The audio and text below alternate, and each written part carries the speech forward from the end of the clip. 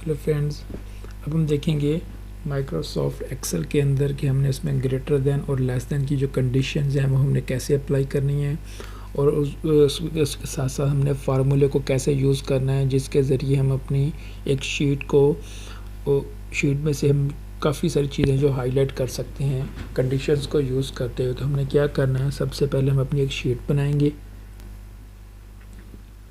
तो हम यहाँ पे शीट बना लेते हैं एक सिंपल सी। तो मैंने कुछ सेल्स को सिलेक्ट किया है।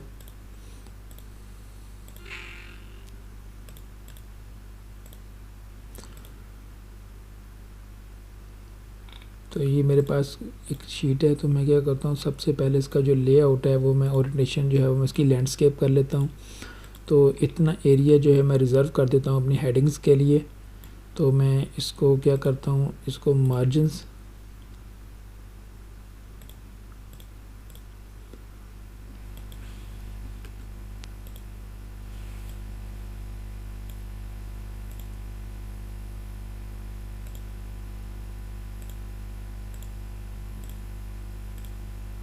तो ये मैंने इसका मार्जिन किया। अब इसके अंदर मैं टेक्स्ट लिख देता हूँ, या मैं कुछ भी लिख देता हूँ। स्कूल रिज़ल्ट शीट लिख देता हूँ, या स्कूल रिज़ल्ट का लिख देता हूँ।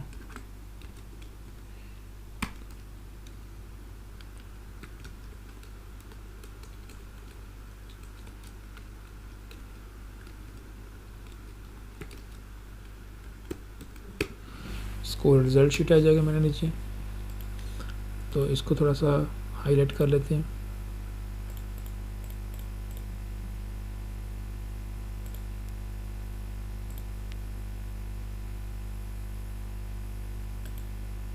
आपका जो फॉन्ट का कलर है वो हम यहाँ पे कर लेते हैं वाइट। और उसके बाद हम यहाँ पे क्या करेंगे, सबसे पहले हम यहाँ पे लिखेंगे स्टूडेंट नेम।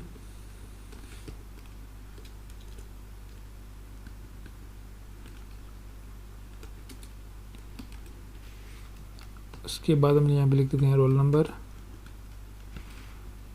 उसके बाद हम यहाँ पे लिख देते हैं क्लास। उसके बाद यहाँ पे लिख देते हैं मार्क्स। उसके बाद यहाँ पे लिख देते हैं हम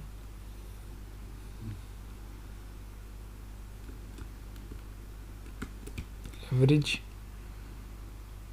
तो इसको हम क्या करते हैं, यहाँ से हम इसका टेबल बना लेते हैं एक। यहाँ से हम जाते हैं, ये हमारा ऑल बॉर्डर लगा के हम टेबल बना लेते हैं। तो यहाँ पे हम स्टूडेंट्स का नेम लिख देते हैं, यहाँ पे ए लिख देते हैं।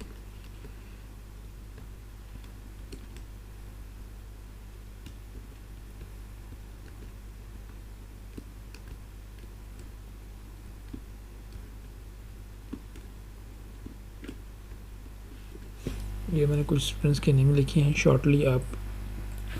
उसके बाद 1 2 3 इसी तरह हमें क्या करना है, इसको हम ड्रैग एंड ड्रॉप कर लेंगे।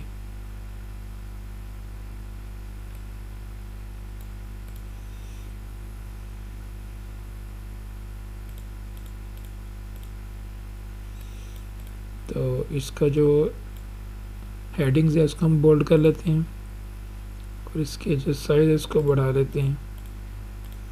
यहाँ पे हम डबल क्लिक करेंगे तो ये खुद को एडजस्ट कर लेगा अपने विड्थ और हाइट के हिसाब से।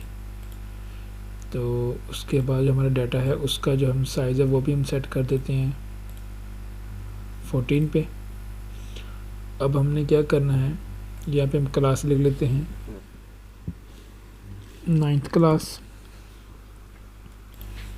यहाँ पे हम डबल क्लिक करेंगे तो ये सब के ऊपर अप्लाई हो जाएगा। उसके बाद हम आ जाते हैं मार्क्स के ऊपर। तो यहाँ पे हम मार्क्स लिखते हैं, यहाँ पे पहले लिखते हैं 90 70 50 80। उसके बाद 20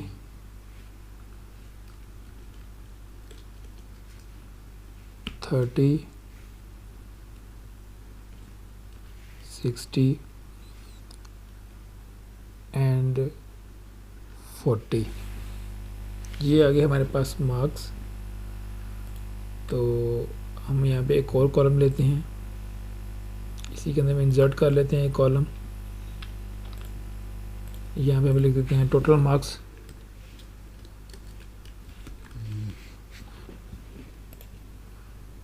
हमें उसके बाद हम यहाँ पे ले लेते हैं टोटल मार्क्स हमारे पास 100 है, तो ये हम सबके ऊपर अप्लाई कर देते हैं। नीचे डबल क्लिक करेंगे तो ये हमारे पास तमाम कॉलम्स जो है वो एडजस्ट हो जाएगा।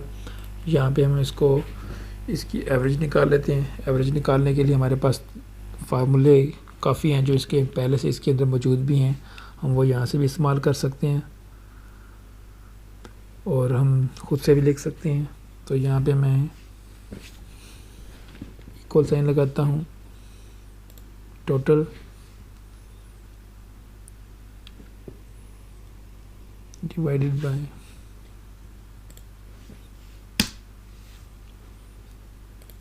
और उसके बाद यहाँ पे आ जाते हैं परसेंटेज के ऊपर।